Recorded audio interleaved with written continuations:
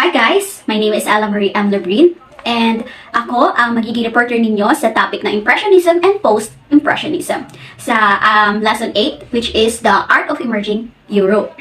So una is ang Impressionism. Impressionist paintings are among the most loved and celebrated artwork of all time. But what is Impressionism and who were the great Impressionist artists?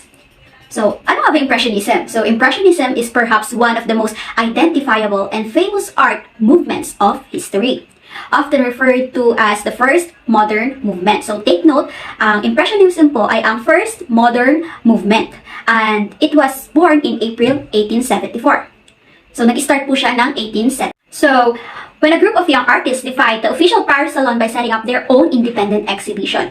So, noong April 1874, meron daw group of artists na nag-defy ng kanilang official na Paris Salon and set up their own exhibition, including works by Claude Monet, Pierre-Auguste Renoir, Camille Pissarro, Edgar Degas, and Berthe Morisot. So, dun daw po sa exhibition na ginawa ng mga young artists, kasama daw po doon yung 5 famous Impressionist painters na sila, yun nga, si Claude Monet, si Pierre-Auguste Renoir, Camille Pissarro, Edgar Degas, and Berthe Morisot. It became known as the first Impressionist exhibition. And the Impressionist work was characterized by loosened brushwork and lightened palettes, including pure, intense colors. They abandoned traditional linear perspective and often avoided the clarity of form. For this reason, many critics faulted Impressionist paintings for their unfinished appearance and seemingly amateurish quality. So kung makikita ninyo, yung Impressionism po kasi is talagang ginagamitan lang siya ng brush. Wala po kayong makikita doon ng mga lines, di ba? Compare po sa mga paintings natin ngayon, mostly is ginagamitan po natin ng lines. At nakakabuo talaga tayo ng form. Collectively, the Impressionists sought to capture the impression of a scene through lively brush strokes. So, katulad ng sinabi ko, gumagamit po sila lang. And they often work in plein air, producing works of art rapidly in a single setting.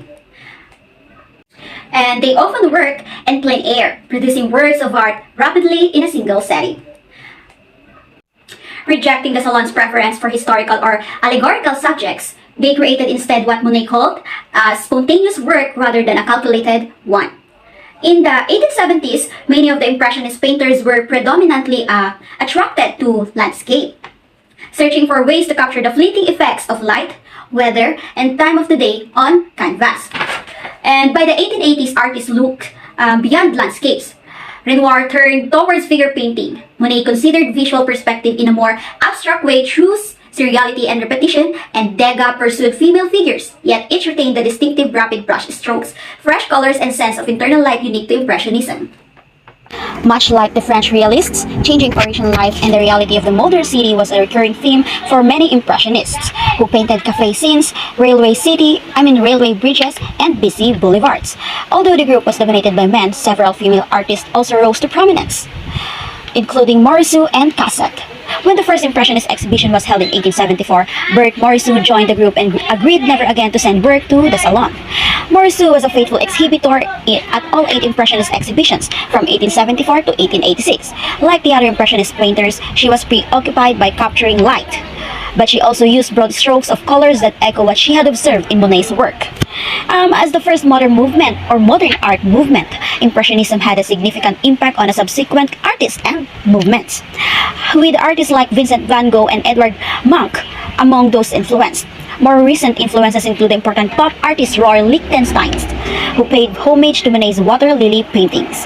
And the aesthetic qualities of Impressionism can be seen widely through its ubiquitous popularity and impact on our culture today. So, magbibigay po ako sa inyo ng ilang example po ng mga famous Impressionist paintings or artwork. Para naman, mas maging familiar kayo sa itsura or kung ano nga ba ang itsura ng Impressionism art. Famous Impressionist artists and their masterpieces. Number 1 is Edward Monet. As an Impressionist artist, Manet is predominantly considered of Parisian life. Female nudes were often the subjects of Manet and many a time caused much controversy. What set Manet apart from his contemporaries was that he had a unique style of painting. He also did not attend any Impressionist exhibitions in Paris. Manet preferred to capture everyday life and common objects in his paintings. The cafes and bars of Paris, the city and urban life, the street and its people, beggars, singers, workers, were common in Manet's painting. His brush strokes were loose and therefore some parts of the canvas were not properly covered, which made the critics may comment on his work that it looks unfinished. Some of Manet's famous paintings include Luncheon in the Studio, Concert in the Tuileries Gardens, A Bar at the Folies Bergère, Portrait of Bert Morisot, Concert in the Tuileries Gardens, and Road Menders in the Rue de Berny. Second one is Claude Monet. Monet is considered to be one of the founding fathers of Impressionism. Monet loved to paint in the open air and capture in his paintings the natural light. Figures were replaced by light and atmosphere as subjects of Monet's paintings. He was not interested in conforming to the notions of conventional art that he went on to defy them by experimenting with art. Bold colors and unusual compositions were all present in Monet's paintings. He used broader fields of colors and a smaller stroke of paint and worked with complementary and contrasting hues. As a landscape artist, Monet was heavily influenced by John Constable and Joseph Mallord William Turner, both landscape painters, and his furthered Monet's interest in landscape paintings. Water Lily's Impression Ruined Cathedral series, The Haystacks, Woman in the Green Dress are some of his notable works. The next Impressionist painter is Edgar Degas. This Impressionist painter's work most consisted of slices of the Parisian life. His main subjects were human figures, particularly female bodies. It was the academic training that invoked interest for figures in Degas. He did not like to be called an impressionist but preferred to be referred to as independent. Dancers, singers, prostitutes all made up Degas' work, and he was keen to painting them in innovative ways. He painted them unusual angles under artificial light was strange postures. The much celebrated academic ideas of historical and mythical subjects were rejected by him and took inspiration from modern day life.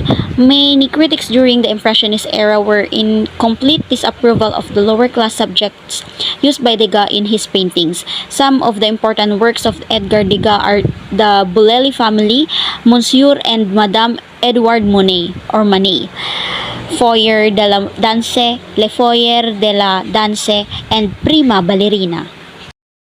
Capturing the modernity and leisure of Parisian life was Pierre-Auguste Renoir's focal point. He had a special eye for beauty and his skills as a colorist was much celebrated.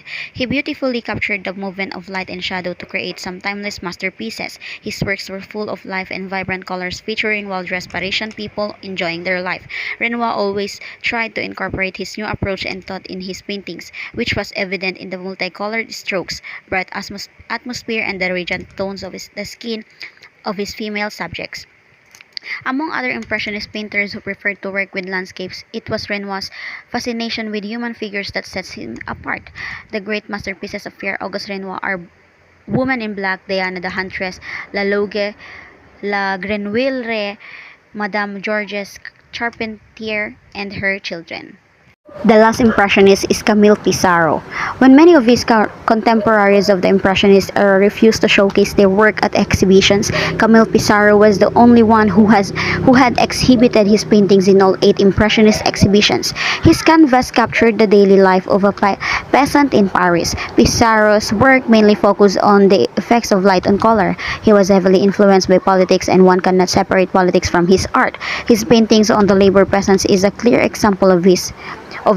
Rural subjects were his favorite and painted them in vibrant compositions. 2 women chatting by the sea, St. Thomas, the banks of the Oise near Pontoise, Jalais Hill, Pontoise, the Boulevard Montmartre on a winter morning, Road to Versailles at Louveciennes are the most notable works of Camille Pissarro. These artists are considered to be the pioneers of Impressionism. Their works are timeless masterpieces which broke the conventions of art during the 19th century. The visible brush strokes, unusual compositions, emphasis on light and color, subject matter and their movements, and strange visual angles put the Impressionist artworks on top of the art history. So what is it about the Impressionism art movement that makes it one of the most influential and popular movements? Well, today, I'm going to dive into 5 Impressionism art characteristics that will first of all help you understand this art on a deeper level and also help you easily identify Impressionism art when you see it. So the first Impressionism characteristic that most people tend to focus on are the quick loose brush strokes. When you zoom in on an Impressionist piece, you can see the artist's hand of work. The brush strokes are not blended together. In fact, they're individual, they're small, they're loose, and they're quick. The reason for this is because they didn't have a lot of time to complete these images, which I'll explain later. But they don't focus on the fine details of the artwork. Instead, they're trying to capture a moment. And so these loose brush strokes are fast and quick and not very detailed, but you can see the artist's hand as it moves across the canvas. Ang galing lang, di ba? Kasi makakakita ka ng individual strands of the paintbrush that they are using because of quick and loose they are. So ito pong brush stroke is hindi po kayo talaga makakita ng ganun kagandang detail ng isang artwork. Kasi talagang puro brush lang yung ginagamit nila. Hindi sila naggumagamit ng lines or kung ano or mga form. So, the second characteristic of Impressionism art is how bright these colors tended to be. Now, to really understand why this was so groundbreaking, let's jump back in art history. The movement that happens right before Impressionism is called Realism. Realism art movement in 1840s to 1890s, and they are only going to paint real colors, and they're very drab. We've got browns, grays, and blacks, and it's very just dark, earthbound colors. Think back to Baroque 2, or the Baroque 1600s to 1700s. All of those colors are earth tones. In fact, a lot of these Baroque artists used to paint a ground color on their canvas. So they would prime their canvas with a dark background. They paint it all black or dark brown, and then they would paint the image on the front. Impressionist artists didn't do that. Their ground colors were light, or they were painting on unprimed canvases. So these Impressionist artists painted on lighter backgrounds, and they used hues or colors from the light spectrum: the red, orange, yellow, green, blue, indigo, and violet. Seems familiar, right? Roger Viv, ang color ng rainbow. The other thing these Impressionist artists did was they didn't blend their colors. They often would put these bright stark colors next to each other as complementary to give us the more vibrant, alive feeling. Using hues from the light spectrum on this light ground and not blending the colors, but often having complementary next to each other created colorful, bright, vibrant paintings. So the third Impressionism art characteristic is called the en plein air, or out in the open. This basically just means painting outside. Art is done so much inside a studio, a controlled environment with models and studies and years of practice with apprentices.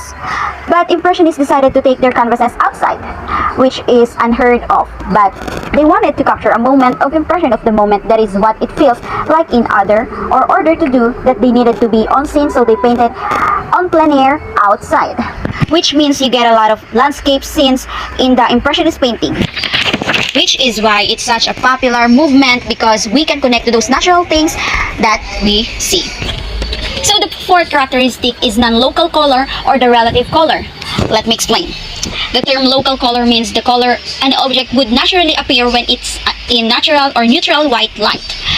Another way to think of this is colors that we naturally attribute to things. That, or example, grass is green, snow is white, and the sky is blue. That's the local color means. But Impressionist artists didn't necessarily like local colors. They wanted to capture things in the moment. They wanted to depict objects in the light that they saw at certain times of day or in certain environments. So these objects didn't necessarily have the colors you would naturally attribute to them. They look like as the Impressionists were painting on plein air. Water could be purple, grass could be blue, and mountain range could be orange. And finally, Impressionism become more clear the further away from the canvas, or the fifth Impressionism art characteristic is the more clear from farther away. You are closer, you view Impressionism art, the less clear it becomes and the more chaotic it gets. You see the artist's hands in every individual brush stroke, in globs of paints, but the painting lacks detail. So yun nga, katulad ng sinabi ko sa inyo, yung Impressionism po is wala po talaga siyang detail. Hindi ganun kalinaw yung detail niya, wala kayong ginagamit na lines.